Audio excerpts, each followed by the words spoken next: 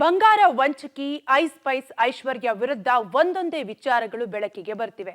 DK Suresh ಸಹೋದರಿ ಎಂದು ಹೇಳಿಕೊಂಡು ಮತ್ತೊಬ್ಬರಿಗೆ ವಂಚಿಸಿದ್ದಾಗಿ ಮತ್ತೊಂದು ದೂರು ದಾಖಲಾಗಿದೆ. ಅಲ್ಲದೆ ಐಶ್ವರ್ಯ ಕೇಸಲ್ಲಿ ಮತ್ತಿಬ್ಬರು ಶಾಸಕರ ಹೆಸರು ತಳುಕು ಹಾಕಿಕೊಂಡಿದೆಯಂತೆ.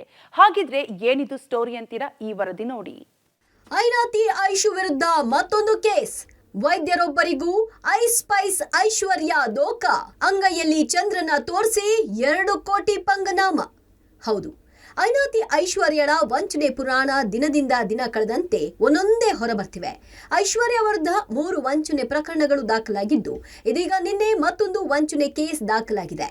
ಆರ್ಆರ್ ನಗರ ಪೊಲೀಸ್ ಠಾಣೆಯಲ್ಲಿ ಐಶ್ವರ್ಯ ಗೌಡ ಹಾಗೂ ಪತಿ ಹರೀಶ್ ಸೇರಿ 7 ಮಂದಿಯ ವಿರುದ್ಧ ವಂಚನೆ ಪ್ರಕರಣ ದಾಖಲಾಗಿದೆ.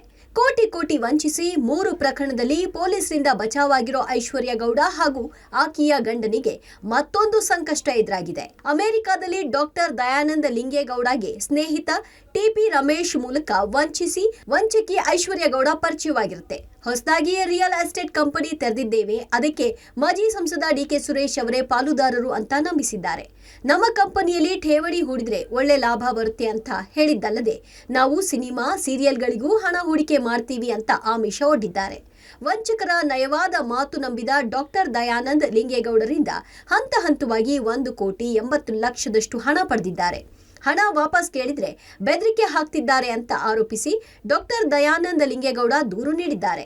ಇನ್ನು ಐನಾತಿ ಐಶ್ವರ್ಯ ಗೌಡ ವಂಚನೆ ಪ್ರಕರಣ ತನಿಖೆಯ ವೇಳೆ 10 ಹಲವು ವಿಚಾರಗಳು ಬೆಳಕಿಗೆ ಬರ್ತಿವೆ. ಕಾಂಗ್ರೆಸ್ ಶಾಸಕ ವಿನಯ್ ಕುಲಕರ್ಣಿಯ ಜೊತೆ ಮತ್ತೊಬ್ಬ ಕಾಂಗ್ರೆಸ್ ಶಾಸಕ ಹಾಗೂ ಜೆಡಿಎಸ್ ಶಾಸಕರೊಬ್ಬರ ಹೆಸರು ತಳುಕು ಹಾಕೊಳ್ತಿದೆ. ವಂಚಕಿ ಐಶ್ವರ್ಯ ಗೌಡ ಜೊತೆ ವ್ಯವಹಾರಿಕ ಸಂಬಂಧವನ್ನ ಇಟ್ಟುಕೊಂಡಿರೋ ವಿಚಾರಗಳು ಪೊಲೀಸರ ತನಿಖೆಯ ವೇಳೆ ಬಯಲಿಗೆ ಬಂದಿದೆ. ಐಶ್ವರ್ಯ ಗೌಡ ಯಾರ ಜೊತೆಯಲ್ಲೆಲ್ಲ ವ್ಯವಹಾರ ಮಾಡಿದ್ದಾರೋ ಅವರ ಎಲ್ಲರ ಹೆಸರನ್ನ ಡೈರಿಯಲ್ಲಿ ಬರೆದಿಟ್ಟಿರುವ ವಿಚಾರ ಬೆಳಕಿಗೆ ಬಂದದ್ದು. ಡೈರಿಯೊಂದರಲ್ಲಿ ಜೆಡಿಎಸ್ ಹಾಗೂ ಕಾಂಗ್ರೆಸ್ ಶಾಸಕರ ಹೆಸರುಗಳು ಕೂಡ ಇವೆ ಎನ್ನಲಾಗಿದೆ. Nagesh, crime bureau, public TV, Bengaluru.